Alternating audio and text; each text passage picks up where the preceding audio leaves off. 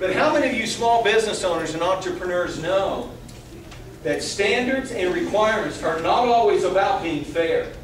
Standards and requirements are about success. Standards and requirements are about increasing your level of productivity. And not everybody's going to be able to meet that. So when I sit down and begin talking with a person that's interested in working for me, or a person that's interested in being on my team, or a person that's interested in being on a board that I may be a chairman of, I always go to these 5 things to make sure that I've got the right person in front of me.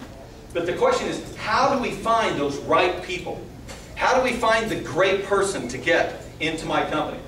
If you're in charge of hiring and recruiting and getting people in, man, there's nothing quite like hiring the right person, right? Doesn't that feel awesome? All of a sudden people going, hey, great job getting Jimmy into the company. You know, and you go, that's right. You picked the right person. All the while in the back of your head going, I hope he works out. Let's talk a little bit about 5 key characteristics in the right employee.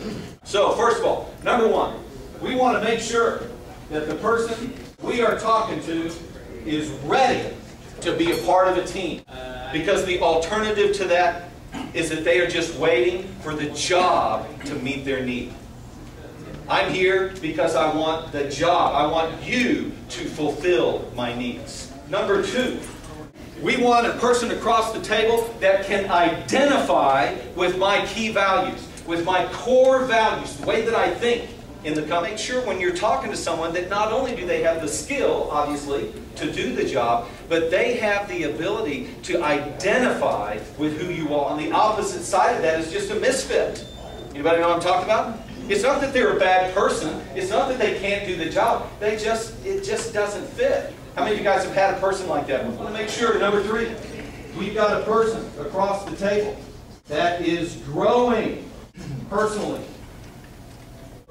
The alternative to that is, as opposed to growing personally, is just getting stuck in a rut. And we can do that really easy. And I'll let you know, because I've had it before and I know you have too. If you've got an employee that is stuck personally, it's just a matter of time before they are going to stick you professionally. They're not growing personally. How are they going to help you grow professionally? Well, number 4, we need to make sure they are hungry for success.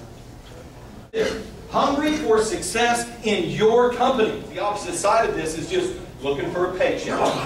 Anybody know what I'm talking about? And then finally, we want to make sure that we have a person across the table, a person that is teachable. We're looking for someone that's ready, can identify with our culture, is growing personally, is hungry, and is teachable.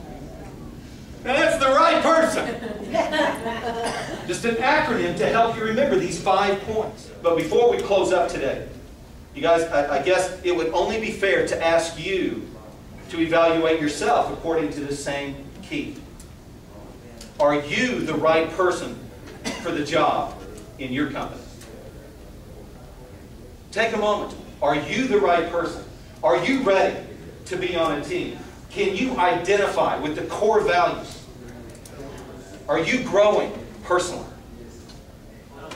Are you hungry for success in your company? And are you teachable? Many times we get into a job and before long we need the job so much that we forget to grow. If you're in that position, I'd like to encourage you today to make a change. Become teachable again. Become a mentor to a younger person in your company. Teach them the values of your company. Become teachable. Engage in the lives of employees around you. Grab a book that's going to challenge you personally and begin to grow. Commit to helping your company become great.